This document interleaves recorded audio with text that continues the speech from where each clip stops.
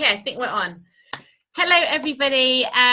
We did try to do a live on Facebook, but I'm not very technical, I'm afraid, and we couldn't quite do it. But we have Alice joining us tonight from Kenya. So lovely to have you. Welcome, Alice. So just wanted to introduce Alice, who basically is the angel behind Tumaini. She started Tumaini with her husband. And I just wanted to ask you, first of all, Alice, what inspired you to first start Tumaini? Well, when we landed in that village, the village we are working in, we found these children. They were hungry, they were neglected, they were not going to school, and this touched our hearts. And we thought about meeting the very immediate needs of these children, which was feeding them. So straight away, we started a feeding program, but we could only afford giving them one meal. We gave them porridge, which was made in our house and taken to where they were. And after some time, we thought it's not good to just gather children, give them porridge. They don't go to school. They don't have parents at home. Parents have gone to work.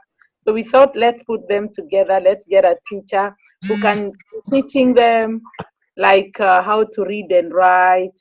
And after that, one thing led to another, and we found ourselves with the school. So from feeding program to school, we were also like looking for clothes from other people and giving them. So it became a whole unit of meeting spiritual needs, meeting social needs, meeting food needs, and meeting educational needs or academic needs. Yeah. So it was out of like compassion for kids who are really needy. Wow, Alice. Do you know what? You've inspired me from the beginning, as someone that's just seen a need and, just taken one day at a time and actually achieved miracles. And it's very inspiring. So, how has it felt to be someone that's carried, this lovely burden? I know you've welcomed it, but it must have been hard as well at times. It hasn't been easy, especially because the needs of children keep growing. Just like the children are growing, their needs also grow. And as we expanded, because we started every time we felt a need, we wanted to meet the need.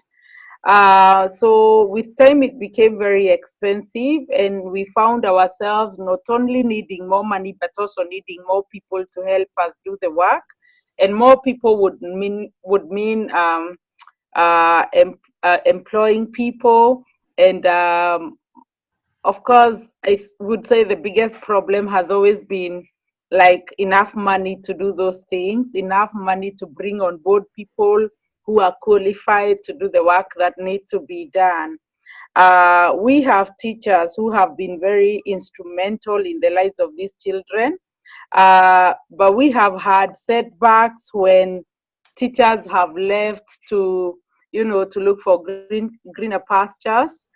Because losing a teacher in a setup like Tumaini is very hard, because they're not just teachers in classroom. They are like parents of these children. They are like mentors.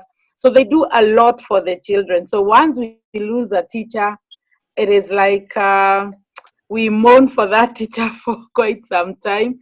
But of course, we always replace. But if we were able to compensate our teachers in a way that they didn't have to leave, I think life would be more stable for the children, and the burden would also be the burden will be lessened quite for us as the people running the program. Yeah.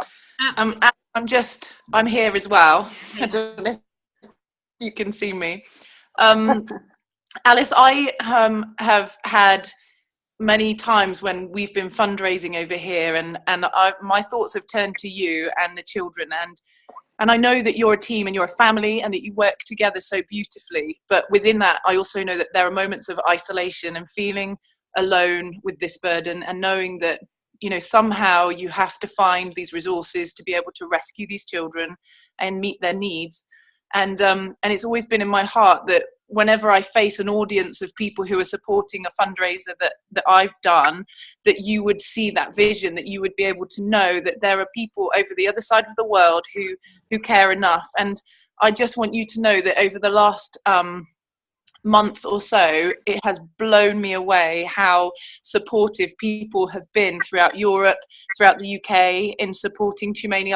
Like, it's unheard of, and I just want you to be able to know that and to not feel alone. I hope, I don't know, can you feel that? Do you know that we're here, that you're not alone? Yes, I know. Since you came here, I could tell that the burden is no longer mine alone or mine with David. I could tell that God has brought other people who could carry the burden. And somehow we feel like we have left it to you to do what you can from your end, and we do what we can from our end. So we don't feel alone anymore. Yeah. That's wonderful. That's so wonderful and so lovely to hear. And this is kind of what we want to do this video for, is also to thank people, because like Hannah said, you know, hundreds of people have really come on board, and you know, who have never met you or the children in Tumaini school, and they haven't had that wonderful privilege that we've had, but they really want to help. So we've managed to raise £20,000, you know, in this short time, which is just mind-blowing. It's double what we thought we'd be able to raise initially, so it's incredible. And what does that mean to Tumaini and finding a land, Alice, for the school? Wow, £20,000. It's long since we were talking about such numbers here. But as you remember, we visited this Maasai land, the place where we want to start a school for Maasai kids. And the burden that we have in our hearts is that we can rescue girls from what we call FGM, that is female genital mutilation, and also early marriages. And this we think we can do by getting the children into the school. And as we get the children, our culture change takes a long time. And our hope is that with time, the parents will start buying, you know, our vision of like having the girls go through school and become able to take care of their own needs. They don't have to get married at that young age. They will wait until they are ready for marriage themselves. So that's what we would be like our first priority. We got the £20,000. I think that would be enough for us to buy the land and probably to fence it. So at least we will own the land. We won't be able to put up the buildings, but at least we will have started. And that would be so amazing. That's incredible. And also it's going to help children as well that can't afford to go to school. I know you told us about those children that, you know, they don't have parents, a lot of them, and a lot of them don't have any hope for changing, you know, their own future. So this will empower them to make a difference in their own lives as well. Definitely.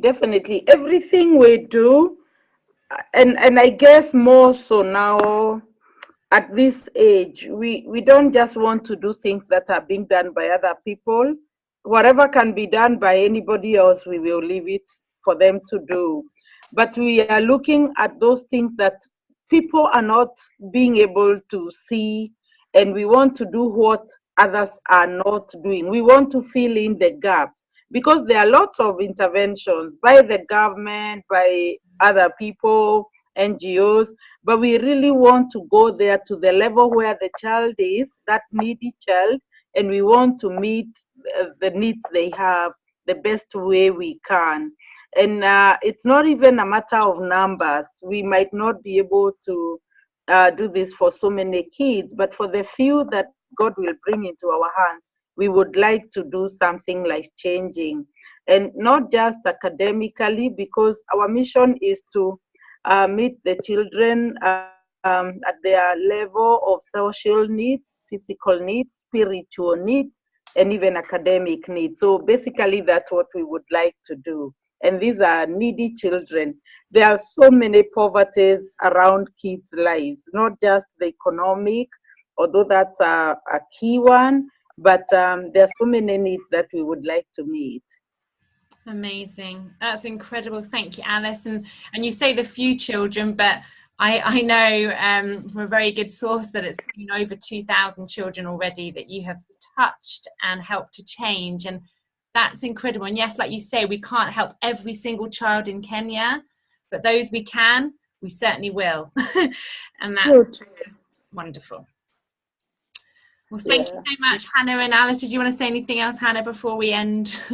Just thank you. Like, really thank you to everybody. It's just amazing what a difference we can make when we all pull together and do our part. It's just like, this is literally going to change generations, because those 2,000 that we've already reached, you know, we can reach another 2,000 and their children and their children. You know, we're going to change the way that this has been for generations. We want to break that poverty cycle. Absolutely. And just to say that every single penny raised, as we've said to you before, is going straight to the cause. No one takes anything in between, and that's what's so lovely about this as well. Thanks. Definitely. We will do our best, and we are so grateful to everybody who has participated in making this happen. It is exciting. It is bigger than you may ever think. And we thank God, and thank you so much for being our ambassadors there. Thanks for inspiring us, Alice. We love you. Thank you. Thank you, everybody. Me too. Yeah. Thank you. Bye-bye. Bye to Kenya. Bye. Bye. Thank you. Bye.